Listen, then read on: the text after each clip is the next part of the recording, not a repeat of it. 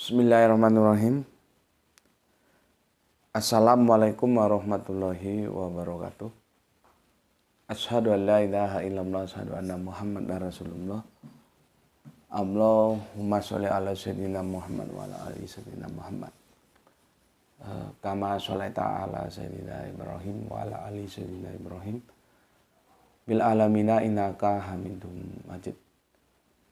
Sebelumnya kita panjatkan dahulu doa kepada Gusti Allah Agung untuk saudara-saudara kita yang telah memberikan sholawatnya kepada channel dakwah ini, sehingga channel ini dapat dengan setia eksis hadir dalam ruang-ruang diskusi kalian semuanya dimanapun kalian berada.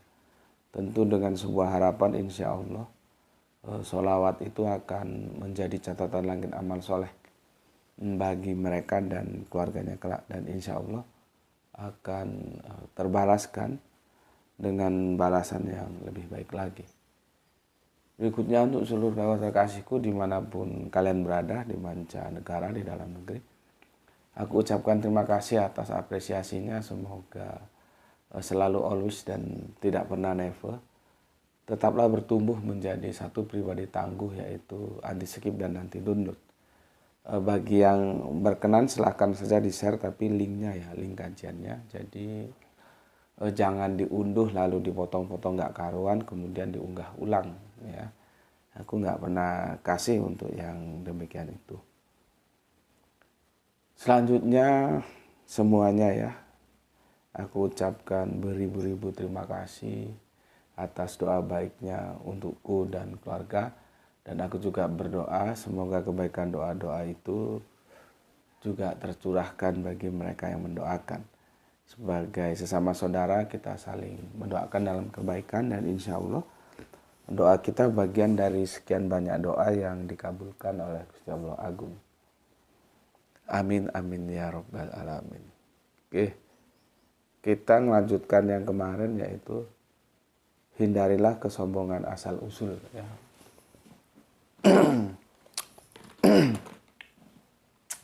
Slowly ya, ini puasa jadi nggak ada kopi. Hindarilah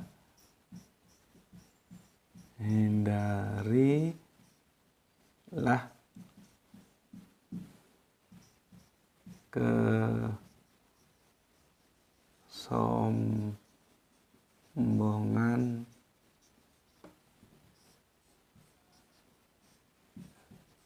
asal usul ya. Sekarang kita masuk seri yang kedua ya. Kemarin aku sudah belum aku jelaskan ya, masih seperti introduction gitulah ya. Surat 17 ayat 12, Quran surat 17 12 sama Quran surat 17 13 ya. Ini nanti satu paket ini. Oke. Sebelum ke sana aku bacakan dulu komen yang masuk dari kalian ya.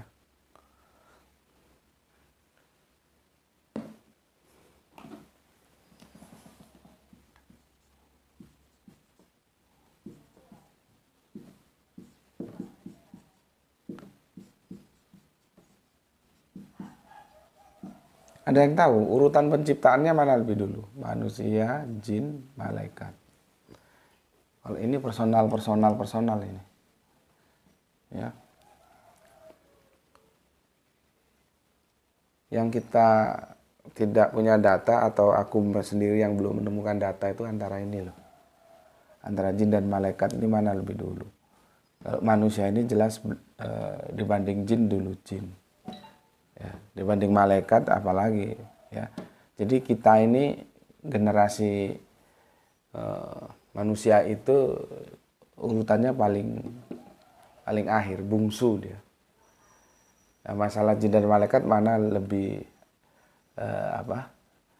lebih sulung ya, istilahnya begitu. Nggak tahu kita yang lebih awal yang mana. Yang jelas generasi manusia itu diciptakan itu setelah jin dan setelah malaikat gitu. Paling akhir gitu. Paling akhir ya. Kalau kita lihat narasi-narasi Qur'aninya begitu, kita paling akhir. Ya. Tapi ini kan masih terbuka untuk diperdebatkan, nanti kalau mau dicari kebenarannya ya monggo silahkan. Jadi yang namanya pengetahuan itu tidak lepas dari perdebatan, ya. Karena kan kita kan relatif. Nah, dari sekian banyak pemikiran yang relatif itu, kita nanti lihat mana yang paling mendekati gitu aja. Ya. Oke. Aku bacakan dulu komen yang masuk.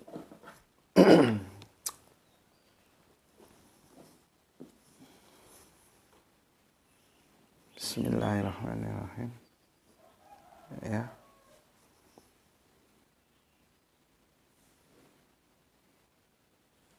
Dari Veldi Negar itu ingatku karena dia ini kadang masuk kadang enggak ya, enggak continue. Ingatku Sulawesi ini, Makassar atau mana gitu ya.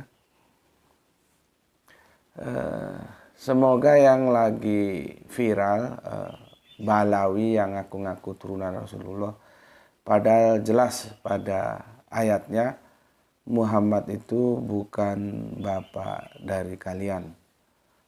Maaf Gus, salam sehat untuk Gus sekeluarga. Oke, terima kasih dan semoga kebaikan doanya juga tercurahkan bagi yang mendoakan ya. Jadi betul apa yang disampaikan oleh Veldi Negar ya, bahwa di Al-Qur'an itu sudah dijelaskan bahwa ya Kanjeng Nabi Muhammad itu bukan bapak-bapak dari kalian gitu. Nah, itulah sebabnya ini langsung aku komentari sebagai materi juga ya, karena supaya mengalir aja sih gitu ya. Itulah sebabnya kemarin kan aku sudah bilang bahwa referensi tertinggi itu kitab suci. Aku sih nggak ngikuti perdebatan itu ya. Cuman kalau ada teman cerita tentang itu aku coba dengar. Jadi aku berusaha menjadi pendengar saja gitu loh. Terus di WA juga begitu, di Facebook juga begitu. Jadi aku pasif gitu loh, mendengar. Tapi kalau aku lihat langsung enggak ya, karena memang enggak ada waktu juga, bagi aku itu sudah selesai kok ya. Nah, dari itu semua aku tahu bahwa itu berbicara tentang kitab ini, kitab itu sebagai referensi atau apa gitu ya. Catatan ini, catatan itu. Ya bagus sih dari segi akademis memang harus begitu ya. Cuman kan kita harus sadar apabila pada konteks adu literasi gitulah ya kira-kira ya, gampangannya ngomong. Itu mentok artinya tidak ada titik temu. Ya sudah kembalikan ke Al-Qur'an. Karena Al-Qur'an kan tidak ada literasi yang bisa melampaui Al-Qur'an. Itu makanya kemarin di seri 1 kan aku bilang, kita ini literasi tertinggi kita ya Al-Quran. Secara umum begini, literasi tertinggi itu kitab suci. Nah, karena kita Islam, maka literasi tertinggi bagi kehidupan kita itu ya Al-Quran itu. Memang agak sulit ya, karena begini, aku punya sahabat, kami bersahabat meskipun sering bersilang pendapat, ya tidak ada masalah. Salah satu petinggi ya, aku bilang dia sudah levelnya Indonesia bahkan Asia ya, karena sudah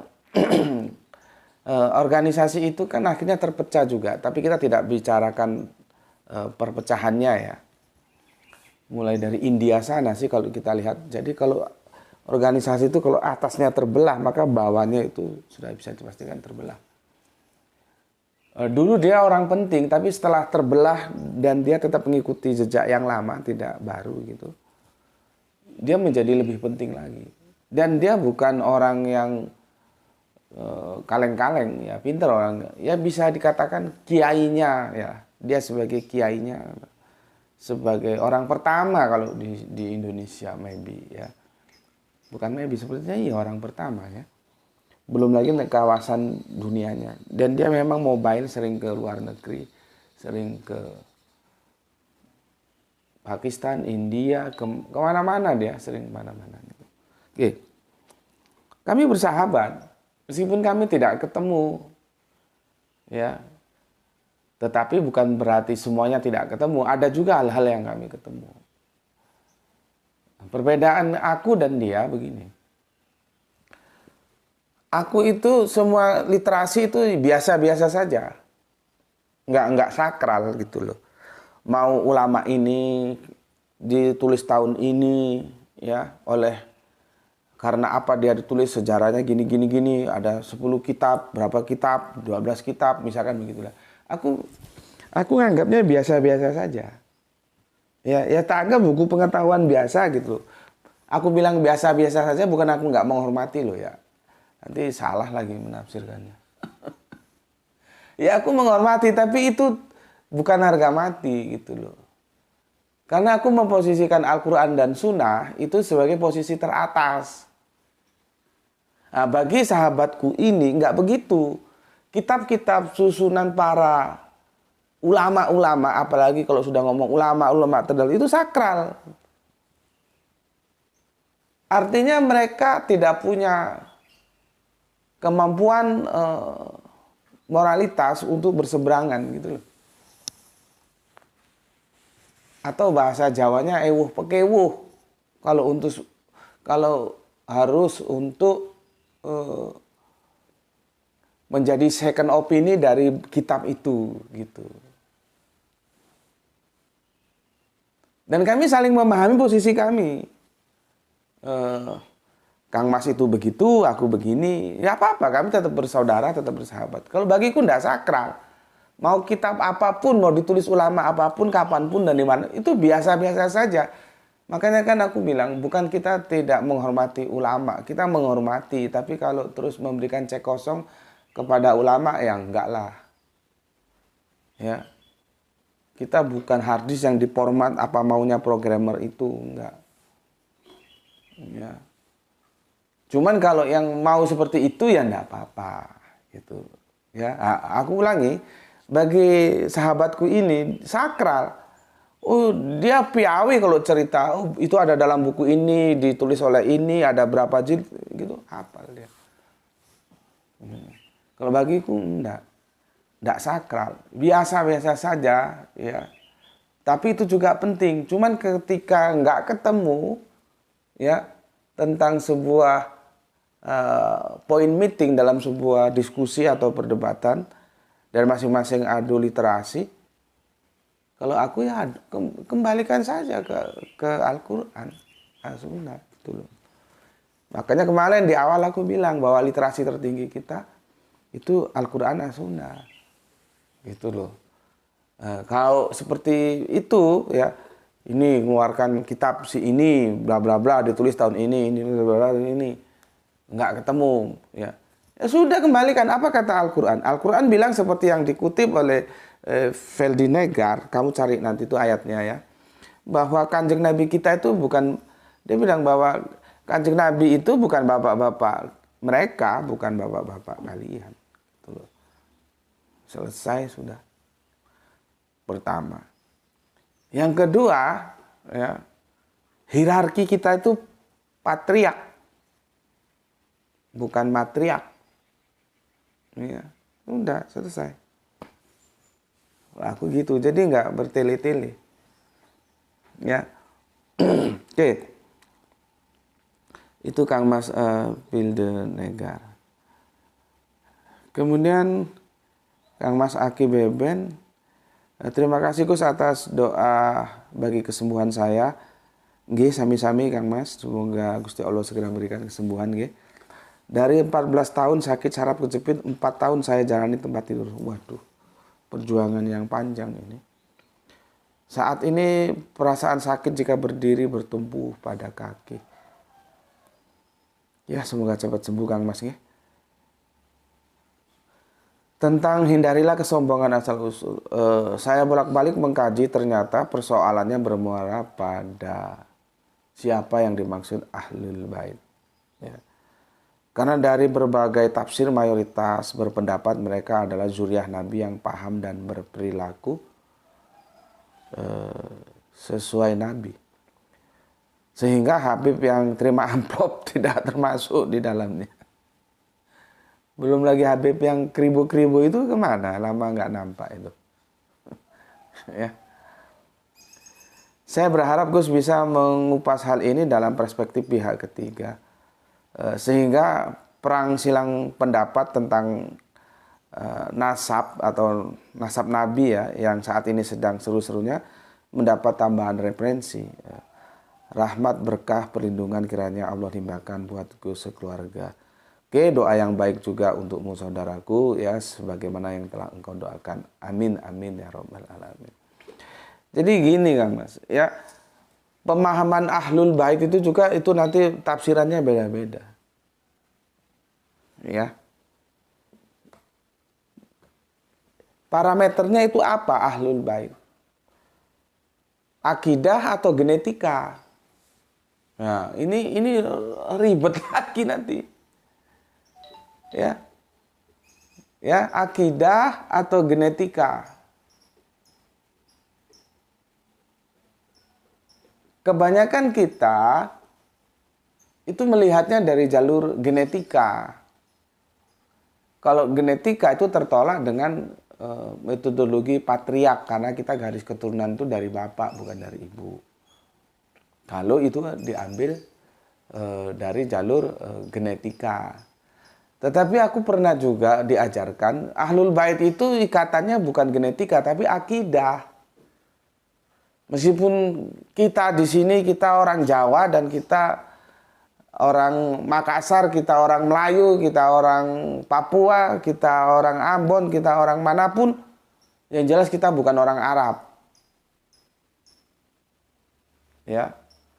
Atau orang Arab sekalipun tapi tidak punya hubungan genetika, bukan ponaan, bukan adik, bukan apa-apa, lain bapak, lain ibu. Ya. Namun kalau itu satu akidah itu bisa disebut ahlul bait. Nah, kan lebar lagi diskusinya. Maka pemahaman ahlul bait itu juga harus didudukkan. Itu ikatannya akidah atau genetika. Makanya seperti yang Kang Mas bilang, Habib yang terima amplop tidak termasuk di dalamnya. Artinya tidak termasuk ahlul bait. Padahal ini kita abaikan dulu yang patriark ya. Sudahlah, kita anggap itu oke dulu lah ya. Kita anggap ada memang turunan Nabi ada gitu. Ini kan pengandaian, karena kalau nggak begitu sulit untuk menjelaskannya ya. Katakanlah ada, tapi dia berperilaku yang tidak berakhlakul karimah. Secara genetika dia memang keturunan Nabi, misalkan begitu. Tapi kelakuannya itu tidak mencerminkan sebagaimana seharusnya keluarga Nabi. Itu apakah disebut ahlul bait? Kalau melihat pernyataan dari Aki Beben, tentunya tidak. Seperti Habib yang videonya sudah nyebar kemana-mana, yang dia terima amplop itu. Belum lagi yang kribo itu kemana itu. Ya, jadi tentang ahlul bait sendiri itu harus diduduk perkarakan dulu, harus diperdebatkan dulu, ikatannya genetika atau tidak. Karena aku pernah diajarkan bahwa ahlul bait itu ikatannya bukan genetika tapi akidah. Ya, bahkan kan ada hadis yang Kanjeng Nabi bilang itu, aku agak lupa itu ya. Kanjeng Nabi menyebut dengan saudaraku atau sahabat atau apa gitu ya. Terus dia bilang, dan semoga kita masuk dalam komunitas itu ya, yang Kanjeng Nabi bilang, mereka tidak pernah ketemu aku, tetapi mereka mencintaiku. Kan kita selalu berusaha untuk meraih itu gitu. Kita, kamu dan aku kan nggak pernah ketemu, berinteraksi langsung dengan Kanjeng Nabi kan kita nggak pernah. Ya, Kita taunya beliau ya dari guru-guru ngaji kita, itulah yang aku bilang fungsi ulama itu menyampaikan berita. Maka ulama tidak bisa kita abaikan. Tetapi kita juga tidak memberikan cek kosong kepada ulama. Tanpa ulama kita tidak tahu apa dan bagaimana, siapa Kanjeng Nabi, bagaimana perjuangannya. Dari cerita-cerita itulah kita tahu, kemudian kita konfirmasi lewat Al-Quran dan Sunnah. Dari situ kita menimbulkan rasa cinta kita kepada Kanjeng Nabi. Kita pernah ketemu? Enggak. Kita orang Arab? Enggak. Kita orang Indonesia, ada yang Jawa, Makassar, Ambon, segala macam. Ya. Dan semoga kita termasuk habitat yang dikisahkan oleh Kanjeng Nabi. Mereka tidak pernah ketemu aku, tapi mereka mencintaiku. Karena itu nilainya lebih tinggi daripada yang ketemu. Gitu loh. Makanya sebutannya juga kan beda. Aku lupa hadisnya, nanti kalau yang hafal tolong disertakan di kolom komentar ya. Jadi kalau kita sudah berinteraksi ya wajar kita tahu bagaimana santunnya Kanjeng Nabi, bagaimana kepedulian sosialnya Kanjeng Nabi, bagaimana ibadahnya Kanjeng Nabi. Terus kita terpesona, terus kita mencintai beliau. Itu wajar orang berinteraksi kok. Lah kita berapa abad hidup dalam ruang waktu yang berjarak jauh. Ruangnya aja jauh, kita di Indonesia, beliaunya di Arab sana. Waktunya jauh. Beliau abad keberapa, kita abad berapa. Tapi kita tetap menjadi sosok yang mencintai beliau. Nah, itu bisa disebut Ahlul Bait enggak? Apakah Ahlul Bait hanya terbatas ikatan apa tadi aku bilang, genetika saja, seperti itu kan? Kalau kita lihat cerita Kan'an terhadap bapaknya Nabi Nuh, itu genetikanya kan anak itu. Tapi kan akhirnya dikatakan apa? Anaknya apa bukan? Genetikanya anak, tapi akidahnya sudah berubah. Nanti kalau gue ngomong gini rame lagi, udah cukup gitu aja. Kecuali ada sebuah pertemuan khusus kita helat dan itu resmi, aku diundang ya oke, aku bicara. Tapi kalau ini cukup kita aja lah. Nanti justru bikin tambah rame lagi. Karena apa? Tidak semua orang itu siap berkerangka berpikir akademis gitu loh.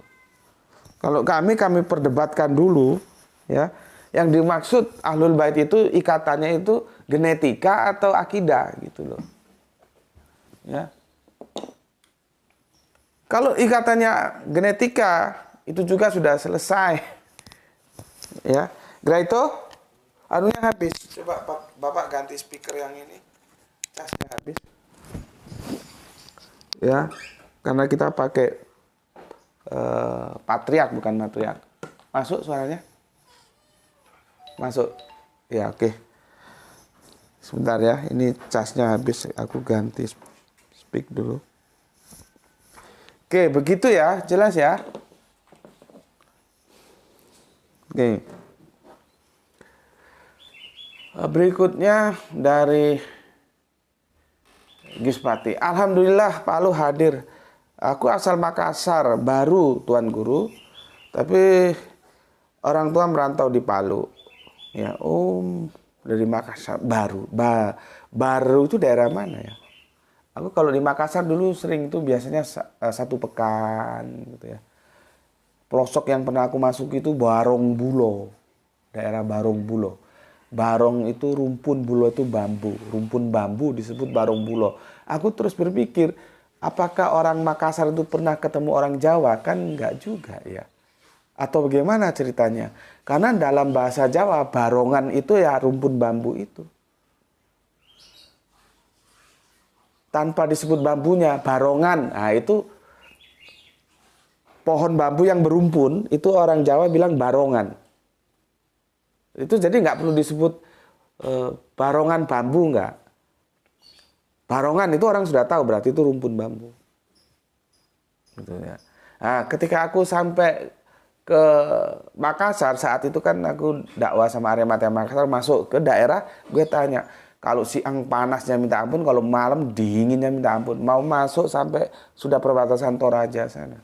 Yang pernah aku bilang ada yang namanya Salman tapi sudah ke gereja, ada yang namanya Abdul Aziz tapi sudah ke gereja gitu ya. Ya karena gimana? Kita dakwah pakai ayat, mereka cukup orang satu pakai hand traktor. Selesai sudah. Gak perlu pakai ayat, kasih hand traktor. Ya. Hand traktor itu sudah selesai. Kita datang pakai ayat. Petani gak perlu ayat. Artinya apa? Pendekatan-pendekatan strategi di lapangan hal seperti itu perlu kita pikirkan. Ya. Bukan hanya kasih ayat aja orang itu. Ya jadi gini loh. Kalau kita bicara dengan siapa kita bicara, kita lihat. Kalau dia masih perlunya makan dan minum, kasih dulu makan dan minum. Jangan kamu kasih ayat. Nanti setelah dia makan dan minum oke, kasih ayat. Gitu loh. Sosial kehidupan kita kan seperti itu. Nah, di Barong Bulo itu begitu. Yang aku terus bilang malamnya kami diskusi dengan Salman ya. Dan akhirnya Salman harus kita hormati, dia tetap memilih Kristen ya, murtad artinya. Tapi bisa dibilang murtad nggak bisa, nggak bisa. Murtad itu ada syarat ya, nanti kita jelaskan. Karena kita semua orang yang keluar dari Islam murtad, nggak begitu sebetulnya. Ya, murtad itu behind screen-nya peperangan. Itulah nanti kita tahu kenapa orang murtad itu harus dibunuh.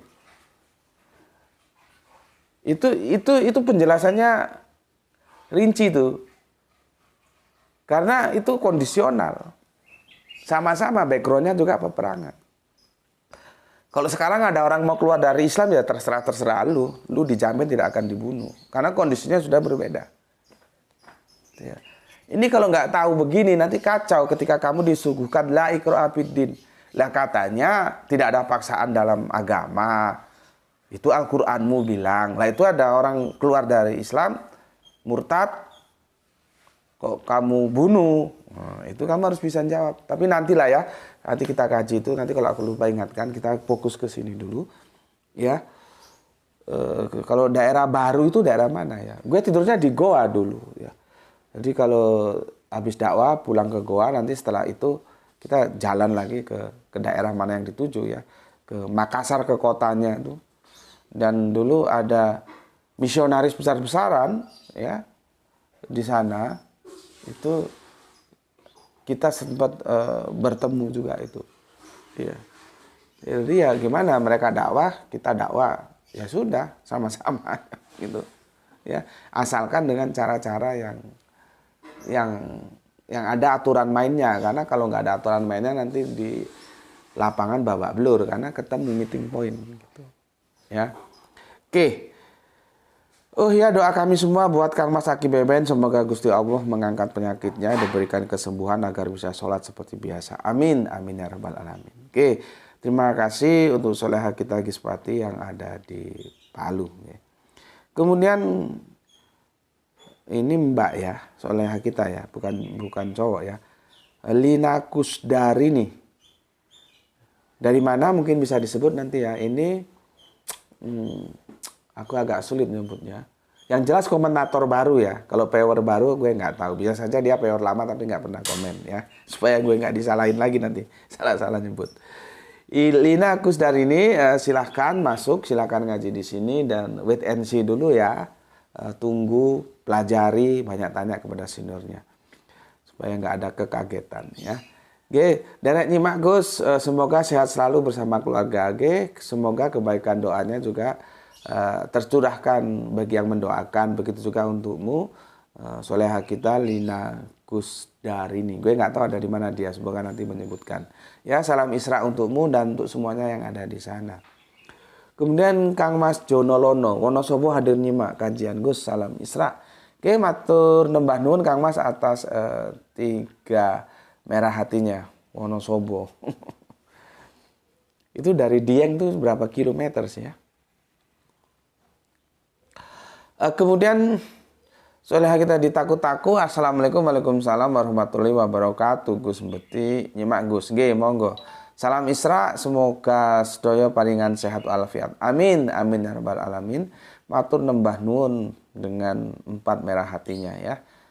Ada bendera Indonesia dan bendera Palestina ya, dan semoga ada damai di sana ya. Dan kemarin aku dapat lagi kiriman video dari Agitia itu, teman kita yang di Semarang. Itu terus dari temanku juga satunya, itu bukan di Gazanya, di Yerusalemnya sendiri. Itu rakyatnya itu tidak mau sebetulnya perang. Rakyat orang Israel itu loh tidak mau. Jadi terjadi bias antara keputusan negara, pemerintahan yang Zionis itu dengan kemauan rakyat itu beda. Rakyatnya itu tidak mau perang. Itu bajingannya si Netanyahu itu yang mau perang. Makanya aku berkali-kali kan kita jangan menggebyah uyah semua Yahudi. Nanti dikit-dikit Yahudi disalahkan, dikit-dikit Yahudi disalahkan. Tidak begitu. Yang bajingan-bajingan itu yang politisi, yang Zionis-Zionis itu. Dan gue dapat info mulai ada mosi tidak percaya terhadap Netanyahu. Kalau rakyatnya tidak mau, tapi yang demo yang nggak mau perang itu juga sikatnya juga sama tentaranya. Sama seperti di sinilah ya. Ketika keputusan pemerintah dengan keputusan rakyat tidak sejalan kan terjadi demo gitu. Nah yang kemarin tuh aku dikirimi video, justru para rabinya juga ditendanginya. Para rabi mereka juga ditendanginya. Ya, ditendanginya para rabi. Memang mereka bajingan-bajingan kok, orang jangankan rabi, nabi aja disalib. Terus ada lagi video dari salah satu pendeta yang pernah diskusi dengan aku itu, dia marah-marah, dia ngamuk-ngamuk. Ada apa orang-orang Kristen ikut bela-bela Israel? Dia bilang, Israel itu yang tidak terima Yesus. Dan dia yang menyalibkan Yesus kok kalian bela-bela. Ke Israel-Israelan. Ngamuk itu pendeta. Nah itu semakin membuktikan apa yang aku sampaikan sejak lebih dahulu kala. Mari kita melihatnya dari sudut pandang humanisme. Ya, kemanusiaan. Karena itu memang bukan konflik agama. Ya. Orang rabi mereka sendiri aja mereka tendang kok. Tentara-tentaranya itu kan jahat-jahat. Ya, itu bukan konflik agama, itu rebutan warisan. Tanah gitu loh. Makanya sudahlah, kalau memang nggak bisa begitu, ditempatin bareng gitu loh. Sama-sama jalurnya ke Bapak Benai Ab'ehat Abraham kok. Tuh, ya.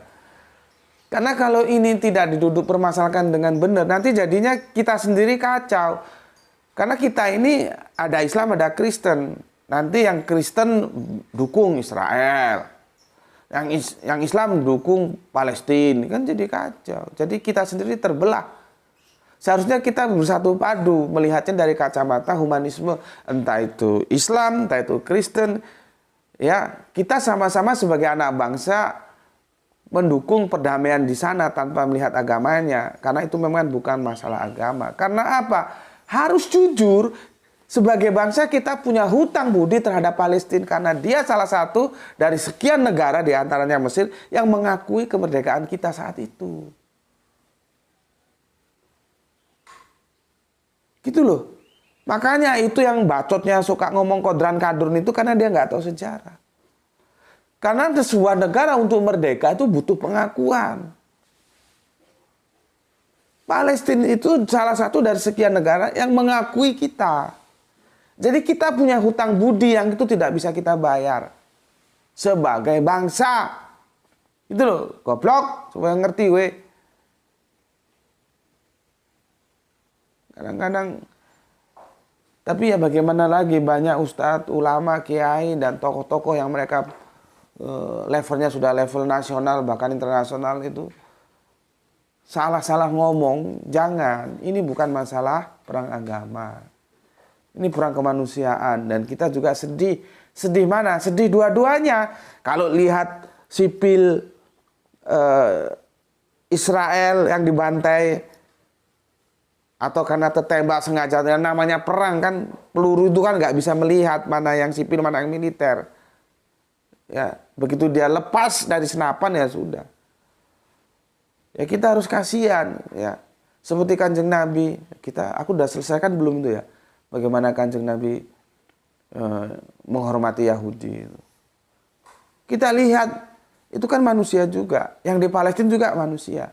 Dan mereka sebetulnya juga tidak mau perang. Itu keputusan pemerintahan mereka gitu ya. Jadi kita mendorongnya dari segi humanisme saja lah ya, karena perdamaian itu sesuatu yang kita rindukan bersama gitu. Oke, kemudian Kang Mas Jian Reksa, salam Isra untuk semuanya. Oke, terima kasih. Kang Sahran Gipari menyimak setelah tayang, komen keempat, hari ini kembali cuaca terasa sejuk. Oh mantap. Kemudian Kang Hermanan Natawijaya, assalamualaikum, menyimak bagi yang cerah, salam Isra buat semuanya. Oke, Kang Irfan, sepakat tak perlu menyombongkan diri asal usul. Iya mantap. Akan tetapi bolehkah berbangga atas prestasi? Boleh, asalkan dia dalam batas-batas yang tidak terus menimbulkan keakuan bagi kita ya. Tidak menimbulkan ini loh gue, ini loh aku. Kalau nggak aku. Iya, kalau nggak lu kenapa rupanya? Oh, kalau nggak aku itu nggak berdiri itu langgar. Oh, kalau nggak aku nggak berdiri itu pondok pesantren. Oh, kalau nggak aku. Iya, kalau nggak lu kenapa rupanya? Ituin aja. Ya, jadi nggak boleh kalau yang begitu. Tapi kalau kebanggaan sebagai sebuah prestasi yang itu sifatnya kepuasan ya boleh saja. Misalkan kita sudah berjuang untuk mendirikan pondok pesantren atau langgar atau musola atau masjid ya atau surau. Sementara kita berdiri kita lihat bangunannya sudah jadi, terus ada kepuasan batin, ada kebanggaan, alhamdulillah sudah jadi. Boleh kalau yang begitu boleh ya. Jadi ada batasan-batasan, kalau dia sampai menjadi super ego ya tidak boleh. Tapi kalau sifatnya ke dalam sebagai kepuasan pribadi kita ya itu boleh. Oke, kemudian gitu Kang Mas dari Kerinci Jambi matur nuwun, salam Isra untuk semuanya yang ada di sana. Kemudian Pak Lurah kita Bapak Abdul Muluk, assalamualaikum, waalaikumsalam. Dari Sedang Jenyimak Gus, semoga sehat selalu, salam Isra. Oke, salam Isra juga untuk semuanya. Kemudian Kang Anto Double Shop, ini biasanya ngaji bersama istri tercinta ya. Indramayu selalu hadir, salam Isra. Oke, salam Isra Kang Mas untuk semuanya yang di sana. Ini Lurah Tangerang, Bapak kita Bapak Ikhwan Tamim, salam Isra Gus. Oke, salam Isra juga. Kang Mas Agitya Karis dari Semarang. Nah, ini yang gue bilang ngirimin video itu ya. Tentang bagaimana Rabi aja ditendanginya sama tentara Israel. Itu kan warga negaranya sendiri gitu ya. Karena protes untuk nggak perang gitu ya. Karena Rabi juga nggak setuju, rakyatnya juga nggak setuju gitu. Assalamualaikum Tuan Guru, waalaikumsalam Gus Beti. Alhamdulillah tercerahkan di kajian Isra yang tadinya tidak tahu menjadi lebih tahu. Oke, terima kasih untuk Kang Mas Agitya Karis. Semoga bisnisnya di Semarang semakin maju dalam ridho Gusti Allah Agung. Kalau sudah sukses banyak duit jangan lupa naik haji. Oke, kemudian Kang Soleh, sorry. Soleha kita Rahani ya. Assalamualaikum, waalaikumsalam, salam Isra Tuan Guru. Oke, matur thank you ya. Terima kasih atas satu merah hatinya. Kemudian Kang Mas Yudi. Assalamualaikum Gus, waalaikumsalam. Pengalaman ayah sembuhkan saraf kejepit dengan daun pandan. Caranya ambil daun pandan segar 3 lembar. Cuci lalu potong-potong kecil. Rebus dengan 3 gelas air sampai tersisa 2 gelas. Setelah dingin, saring lalu diminum pagi dan sore hari. Masing-masing 1 gelas. Berarti 1/24 jamnya 2 kali ya. Pagi sama sore, siangnya kagak. Mungkin itu bisa menjadi sesuatu yang bisa diterapkan, alternatif dari segala pilihan pengobatan yang ada ya untuk Kang Mas Aki Beben ya. Dan sangat sederhana ya. Kita biasanya tanam pandan di sekitar pekarangan rumah kita ya.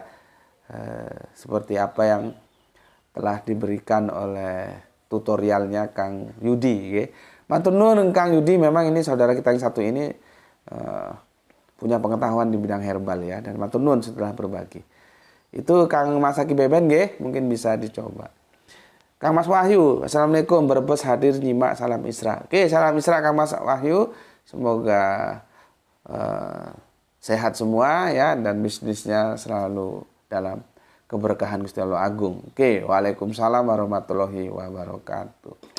Ayah, assalamualaikum, waalaikumsalam. Ini Surabaya ini, soleha kita dari Surabaya. Matur nuwun, salam Isra untuk Surabaya. Kemudian PBKP, sebentar ya. Assalamualaikum Bang Hobi Borneo Samarinda Nyimak. Oke. Kita diingatkan kembali di kajian JM tentang asal-usul keturunan. Hati-hati dengan kesombongan asal-usul, kalau ditelaah kesombongan inilah yang dilakukan jin. Nanti sebutannya masih iblis. Ya. Nanti baru kemudian dia disebut setan, ya. Ya, jin. Ya. Yang dilakukan iblis. Jadi iblis itu ablasa, putus asa, ya. Yang telah menyombongkan diri terkait asal-usulnya. Begitu pula dengan keturunan yang berkaitan dengan asal-usul. Diskusi warung kopi. Jika masih ada keturunan Nabi, kemungkinan besar ada Nabi lagi. Ya. Sedangkan Rasulullah Muhammad sebagai khataman atau penutup. Ya. Dan mengambil hikmah, mengapa keturunan Nabi yang laki-laki ya diwafatkan sebelum dewasa, agar tidak ada Nabi lagi. Wallahu a'lam. Salam Isra. Oke, mantap. Salam Isra juga untuk semua saudaraku yang ada di Samarinda, PBK. Oke, matur nuwun. Kita lanjutkan ke... Udah selesai ya? Oke. Sekarang kita ngaji. Kita buka surat 17 ayat 12. Ya, semoga kalian sudah membaca, jadi aku tinggal menjelaskan saja dan kalian gampang mengikutinya. Ya, surat 17 buka. Surat ke-17. Oke. Oke. Ini episodenya panjang ya, Adam dan Hawa. Di Al-Baqarah juga ada mulai ayat ke-30-an itu ya. Ini aku langsung ke sini aja biar lebih simpel, lebih cepat ya. Kalau mau lengkapnya nanti kalian baca sendiri. Dimulai itu yang akulah yang menjadikan khalifah di bumi. Mulai dari sana, itu kan episode Adam dan Hawa itu ya. 17 ayatnya 12. Oke.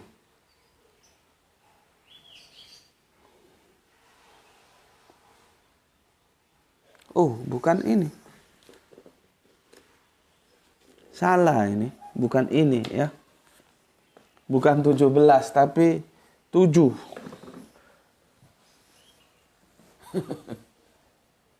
7. Angka 1 tapi sangat berperan. Karena dia di depan.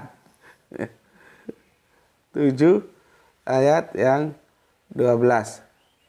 Ya, bukan 17. Makanya aku bilang kan begini. Tauhid itu dia fungsinya angka 1. Dia di depan. Ya, ini tadi salah tulis ya. 7 jadi 17. Dan itu sudah merubah makna ya. Angka 1 tapi di depan.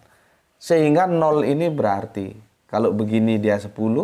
Kalau begini dia 100. Kalau begini dia 1000. Kalau begini dia berapa itu? 10.000, 100.000, 1 juta ya. Dan kemudian bisa sampai berapa panjangnya? Mungkin sampai 6 nolnya ya. 1, 2, 3, 1, 2, 3, 1, 6 ya. Tapi ketika akidah itu hilang,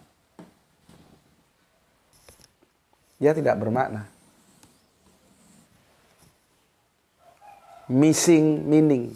Maknanya hilang. Karena apa? Satunya hilang. Satu ini tauhid. La ilaha illallah. Amalan apapun ini yang kamu lakukan, ya, baca Quran, sholat, puasa, sodako, cerek bengek semuanya, itu 0, 0, 0, 0, 0, 0, 0, 0, 0, 0, 0, 0. Akan dia terhitung kalau di depannya ada angka 1. Jadi kalau satunya nggak ada yang 0. Gitu. Ya. Oke.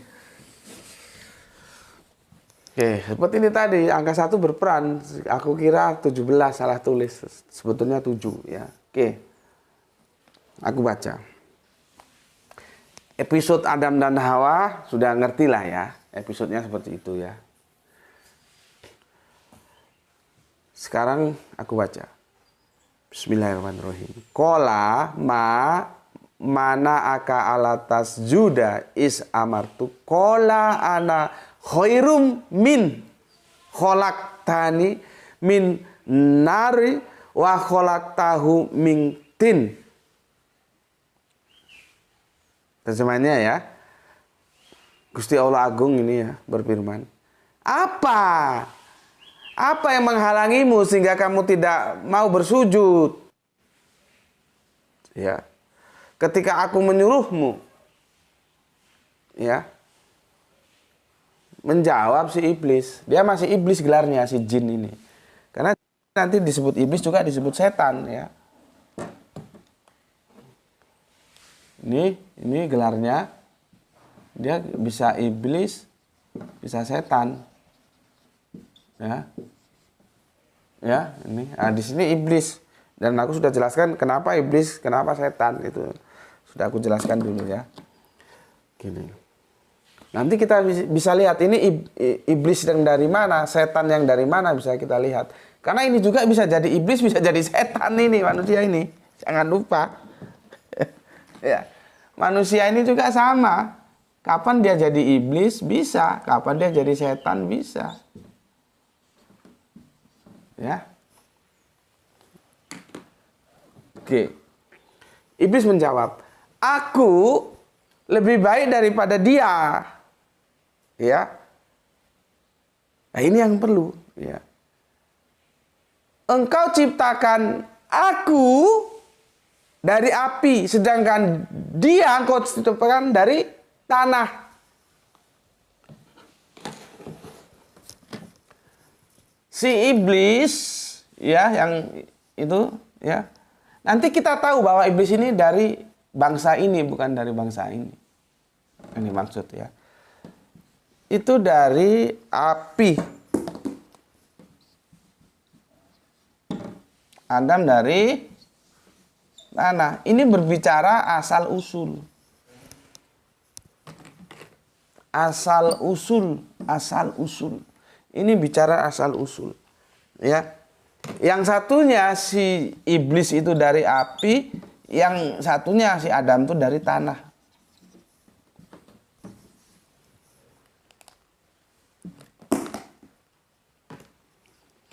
Jelas. Inilah yang aku bilang asal usul.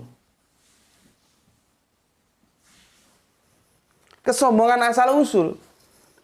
Aku sudah jelaskan ya, sujudnya kepada siapa ini? Ayo, ini yang baru-baru mungkin dikirain sujudnya kepada Adam. Ya. Sujudnya ya kepada Allah.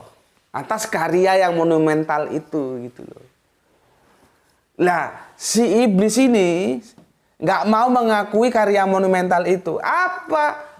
Bisa kita begini, ngapain lu nggak mau sujud? Bagaimana gue mau sujud? Gue dari api, dia dari tanah. Kan hebatan gue gitu. Itu kesombongan asal usul. Ya. Itu kesombongan asal usul. Nih. Dia asal usulnya dari api, merasa lebih top sehingga tidak mau sujud kepada Allah, ya. Ya, atas ciptaan yang monumental itu, ya, karena dia bilang itu monumental apa, orang itu dari tanah, gue dari api. Nih. Asal usul ini. Jadi kita belajar dari ini. Jangan menyombongkan asal usul. Gitu. Bapak gue ini presiden. Iya, gue tahu bapak lu presiden. Tapi lu presiden bukan. Yang presiden tuh bapak lu. Bukan lu. Oh, bapak gue ini dulu itu konglomerat. Ya. Meskipun gue sekarang ini melarat. Dulu era ya tahun 70-an, 80-an itu dalam kehidupan masa-masa remaja, masa-masa pertumbuhanku itu ya, budaya menyombongkan asal usul itu masih kental ya. Misalkan kita ngobrol sama teman ya, ngobrol sama teman gitu ya. Ini kebun ini nenek gue yang punya ini. Iya, sekarang kan sudah punya orang, sudah dijual. Itu masa lalu lu ceritakan, nenek lu tuan tanah, bapak lu tuan tanah, lu sekarang kagak gablek. Tapi dia masih aja ngomong, oh ini dulu kebun-kebun ini miliknya nenek gue. Iya, nenek lu bukan lu, yang punya nenek lu bukan lu. Gitu loh. Ya. Lu sekarang kebelangsang melarat kere lu gitu. Ya, gitu dulu di era aku itu sering gitu ya, menyombongkan asal usul. Ya.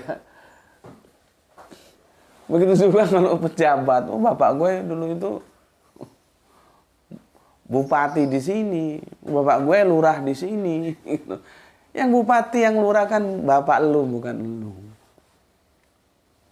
Begitu juga, terlepas tadi ya, kan perdebatan duriat itu yang dianggap duriat itu yang gimana. Ya, Ahlul Bait itu yang gimana, itu kan perlu didiskusikan ya. Kalaupun memang itu ada, ya artinya ya sudahlah, perdebatan itu kita abaikan. Memang ada, misalkan memang ada, seperti Kan'an misalkan ya, ngomong saya keturunan Nabi. Iya, tapi yang Nabi kan Babelu, Nabi Nuh, lu kan bukan, lu justru keberangsak, bajingan. Ngapain lu sombong-sombongkan keturunan lu dari mana? Gitu. Dan itu juga berlaku umum. Tidak perlu kita nyombong-nyombongkan keturunan. Nanti karena begini, Allah akan menjadi tidak adil dong kalau kemuliaan itu diberikan atas jalur keturunan. Karena kita menjadi keturunan siapa itu kan takdir. Takdir itu given yang kita tidak bisa tolak. Seperti gue nih ya, gue jadi Indonesia yang Jawa itu takdir. Gue terima jadi given. Gue nggak bisa ketika di alam sana kalau gue suruh memilih, gue pilih jadi orang Jepang dulu. Karena apa? Dalam kehidupan keseharian, muamalah Islam itu ada di Jepang. Nggak ada ceritanya di sana perlu mendirikan KPK, nggak ada. Nggak ada di sana orang tersangka terus pejabatnya nyewa pengacara, nggak ada di sana. Dia merasa mencuri uang rakyat dengan jabatan yang dia miliki, menteri atau apa gitu, dia umumkan dan dia mengundurkan diri. Nggak seperti di sini. Ya, di sana nggak ada. Lu tanya di KPK itu kan ad hoc. Karena sudah merajalelahnya korupsi maka diberikan lembaga ad hoc. Jadi kalau misalkan sekarang mau dibubarkan bisa saja, itu ad hoc itu KPK. Tapi karena masih dibutuhkan terus saja gitu loh. Di Jepang nggak ada KPK, nggak perlu, nggak laku. Karena orang sana kalau dia merasa maling, dia akan ngaku dan dia mengundurkan diri dan dia minta maaf. Kalau di sini boro-boro minta maaf, dia nyewa pengacara. Ya. Kebersihan juga begitu. Di sana bersih. Kejujuran juga begitu. Ya. Jadi kalau gue belum pernah ke sana sih, teman gue yang pernah ambil doktor di Jepang ya. Dulu teman sekolah, teman satu tempat makan. Kalau gue di perguruan tinggi lain, dia di perguruan tinggi lain, tapi kami makannya di satu tempat. Itu jadi kenal gitu ya. Dia sekarang sudah profesor perikanan gitu ya. Dan anaknya itu dapat dua apa ya? Jadi anaknya yang lahir di sana kalau ke Jepang itu nggak harus ngurus visa segala macam gitu ya. Di sana lu ketinggalan handphone di taman, lu kembali lagi masih ada itu handphone di taman. Di sini jangankan di taman, di dalam saku aja kadang-kadang raib, di dalam tas aja kadang-kadang raib, apalagi kalau dia kelasnya kelas iPhone. Ya. Dalam baca juga begitu. Di sana itu meskipun ada Android dan mereka lebih canggih kan bikin Android daripada kita, tapi nggak terus bacanya di sini, nggak. Mereka tetap bawa buku saku. Jadi Iqra itu kita diperintahkan Iqra justru yang menerapkan orang Jepang. Prestasi baca kita itu kacau. Dibandingkan Jepang ya jauh. Ya, padahal kita yang diperintahkan gitu loh. Kok bisa orang Jepang lebih baik mengamalkannya? Ya. Nah, terus aku bilang tadi, kita kan nggak bisa minta, ya. Kalau minta ya, kalau gue jadi orang Jepang sajalah, tapi yang Muslim gitu. Terus mungkin kamu terserah kamu mau minta jadi orang apa? Orang India mungkin supaya jadi bintang film. Mungkin gue mau jadi orang Jerman, orang terserah. Tapi kan tidak bisa begitu, karena keturunan itu given, takdir, ketetapan Allah, kita tinggal terima jadi aja. Lah kalau kemuliaan itu ya dinisbahkan, disandarkan kepada keturunan, kan Allah tidak adil jadinya. Jadinya kita nggak bisa mulia dong. Kalau kemuliaan itu dilihat dari asal usul. Gitu loh. Jadi masa lalu itu milik masa lalu. Kita punya masa sendiri-sendiri. Mari kita berprestasi pada masa kita sendiri-sendiri. Bapak lu pebisnis punya prestasi bagus jadi konglomerat. Itu urusan bapak lu, bukan urusan lu. Nah, sekarang lu dalam kehidupan lu berprestasi sendiri. Jangan seperti tadi. Ini semua ini kebun itu punya nenek gue dulu. Punya nenek gue dulu. Sekarang lu kere. Karena udah dijualin gitu ya. Jadi jangan menyombongkan ya. Menyombongkan ya berdasarkan asal usul. Karena apa? Jelas di sini ya dilarang oleh Allah. Nanti kita lihat apa resikonya, kita lihat di surat yang ke-13 ya. Tapi yang jelas di sini kita lihat iblis yang itu nanti kita bisa tahu dia itu jin ya. Ya, karena apa? Kita lihat koreksinya dari asal usulnya. Dia bilang dari api. Ya. Sedangkan Adam tuh dari tanah. Nah, apa yang diciptakan dari api? Meskipun api ini api seperti apa itu tentunya nanti kita lakukan riset lah ya. Api dengan tingkat titik bakar seperti apa gitu ya. Apakah api harapiah, apakah api metafora itu hal lain ya. Kita tidak ke sana dulu ya. Tapi kita tahu di sini adalah kesombongan asal usul yang tidak dibenarkan oleh Gusti Allah Agung. Dia menyombongkan asal usulnya, gue dari api, masa gue mau mengaku yang dari tanah, gengsi dong. Nah itu yang bikin masalah. Gengsi dong gitu ya. Oke, sekarang kita tuntaskan, sudah hampir 1 jam ya. Yang ayat yang ke-13.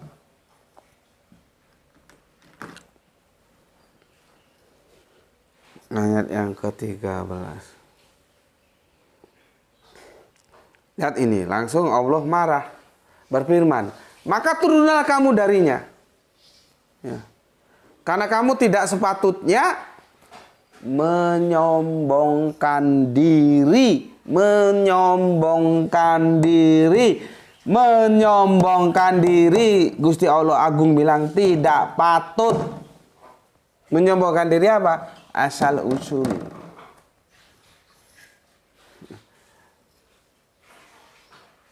Lu kenapa nggak mau berteman sama dia? Gengsi dong, gue kan anak lurah, dia kan anaknya tukang mocok-mocok, kuli. Mocok-mocok itu seperti aku bilang ya, 1 hari kerja, 1 hari enggak. Jadi dia kerja itu menurut orang suruh apa. Kalau besok nggak ada yang nyuruh ya dia nganggur. Ya, itu di daerah kami di Sumatera Utara sana begitu, namanya kerja. Dia kerja apa? Mocok-mocok. Itu artinya apa yang ada itu ya. Seperti almarhum bapakku itu dulu gitu. Ya, kerjanya mocok-mocok. Ya. Sekarang orang suruh apa ya dilakukan. Kalau nggak ada yang nyuruh ya nganggur. Tapi subhanallah ya. Nanti Irfan tolong terjemahkan. Aku itu tidak pernah melihat dalam wajah bapakku itu suatu keraguan. Besok makan apa itu enggak pernah takut, enggak pernah ragu, enggak pernah. Jadi raut wajahnya itu selalu ceria. Gue mau meniru itu enggak bisa. Sepertinya memang tidak setangguh almarhum bapak. Ya. Bapak gue itu orang yang tidak mengenal sebuah keraguan, kewaswasan gitu enggak. Jadi ya happy aja, bawaannya wajahnya itu selalu cerah gitu aja. Nggak suntuk kalau kata kami dulu, nggak ada istilah suntuk gitu. Padahal kami ada pada kelompok yang besok apa makan, bukan besok makan apa. Tapi tidak pernah suntuk. Karena bapak aku itu megang sebuah filosofi Jawa yang mungkin Irfan bisa jelaskan. Begini, ono rino, ono sego. Ya. Ono rino, ono sego.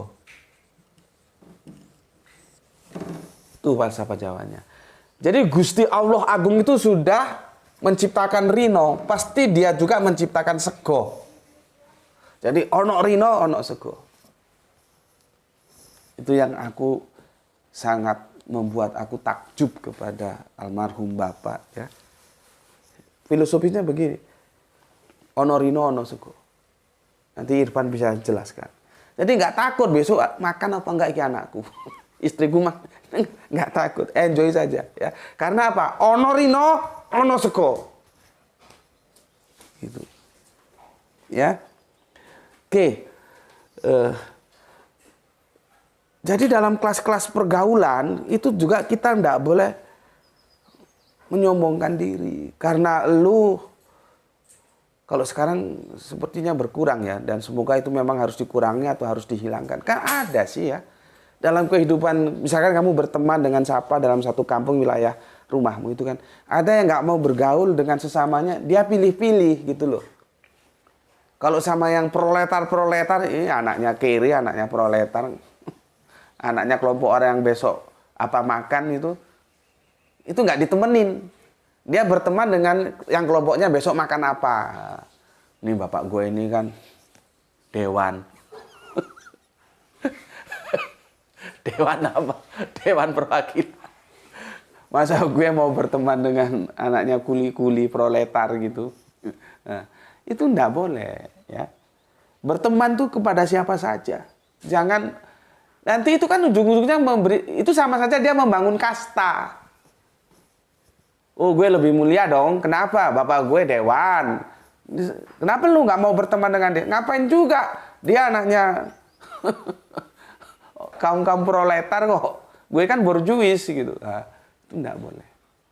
Ya, enggak boleh. Itu namanya kesombongan asal usul. Ya taruhlah memang lu borjuis, tapi yang borjuis kan bapak lu. Bukan elunya gitu ya. Nih. Aku tuntaskan. Jadi ya, khola sebentar kacamata gue mana? Ini siapa kemarin katanya mau kirim kacamata kok sampai sekarang nggak muncul-muncul itu. Lupa gue. Gue plus 1,5 plus 1,5 ya. Siapa gue lupa ya. Kan ada nomor WA, nanti nomor WA itu kontak di sana, tak kasih alamat rumahnya, kirimnya di mana. Ini sudah lama ini, jadi agak miring-miring dia sudah. Oke. Qala fahbid minha fama yakunu. Ya. Laka ang tata kabaru. Fiha pakhrus inaka minas sogiri. Ya. Lihat ini. Gusti Allah ya berfirman. Maka karena nggak mau sujud ya, maka turun kamu. Kalau di sini turun kamu darinya surga, itu juga perlu penjelasan surga yang gimana? Apa surga di atas, bumi di bawah, terus turun naik tangga gitu, atau ditendang biar jatuh gitu? Ya, karena kamu tidak sepatutnya menyombongkan diri di dalamnya. Ya, keluar. Sungguh kamu termasuk makhluk yang hina. Oh, dikatakan begitu. Gusti Allah kagak demen kepada orang yang menyombongkan asal usul. Suruh keluar. Ya. Ya, tidak boleh menyombongkan diri di dalamnya. Artinya di dalam suasana kedamaian kehidupan itu kita tidak boleh sombong. Itu ya. Tidak boleh. Ya. Jadi jangan membentuk kelas dalam pergaulan itu. Nah, akhirnya ya kan kita, apakah kemuliaan itu dihitung berdasarkan harta karena dia kaum borjuis, bapaknya punya bisnis, punya perusahaan, katakanlah agen minyak gitu. Entah minyak wangi, entah minyak angin, nggak tahu gue. Ya, apakah dari harta itu dia menjadi mulia? Apakah karena jabatan? Oh, bapaknya dewan perwakilan, gue nggak tahu. Dewan perwakilan apa juga gue nggak tahu. Terus nggak mau berteman, bersosialisasi dengan rakyat-rakyat yang itu kaum proletar, ya. Apakah karena suku? Nggak boleh. Kita bersosialisasi kepada siapa saja. Mau Jawa kek, mau Batak kek, mau Lampung kek, mau Melayu kek, mau Ambon kek, mau apa yang Papua kek, sama semua. Itu saudara kita. Jangan ada kesombongan suku. Apa dari itu dibangun? Kan enggak. Apa karena ganteng? Oh, gue ganteng. Yalah ya, lu ganteng lah, lu ganteng. Gitu. Terus lu merasa lebih mulia, yang lainnya jelek-jelek. Apa karena lu cantik? Ya, lu cantik. Udahlah, lu cantik. Wes, lu cantik. Ya. Terus lu mau meremehkan yang jelek-jelek. Padahal ganteng dan cantik itu relatif. Artinya apa? Yang ganteng dan yang cantik itu harusnya bukan menjauhi yang jelek, tapi berterima kasih. Karena hidup itu komparasi. Adanya ganteng karena adanya jelek. Jadi yang ganteng jangan sombong. Lu bisa disebut ganteng karena ada yang lain yang jelek. Yang jelek juga jangan putus asa meskipun muka lu seperti gue. Pas-pasan. Kita nggak perlu rendah hati, putus asa. Karena dia ganteng itu karena ada kita yang jelek-jelek. Kan simple. Sama dengan yang cantik-cantik ya. Mungkin yang tiap hari glow, apa bahasanya cewek itu, glowing, apa sih nggak tahu ya. Yang bikin putih-putih itulah ya. Terus alisnya yang dikerok, sudah dikasih alis sama Gusti Allah dia nggak terima, dibikin kerok yang gini. Terus nampak aduhai, nampak cantik. Terus lu meremehkan yang jelek-jelek. Lu ingat, lu cantik itu karena ada yang jelek. Kalau nggak ada yang jelek, lu nggak bisa dibilang cantik. Hidup itu kan komparasi. Begitu juga yang jelek-jelek ya, tapi yang penting lu selalu mandi ya meskipun jelek. Karena kalau nggak mandi ya bau, orang nggak mau dekat. Ya.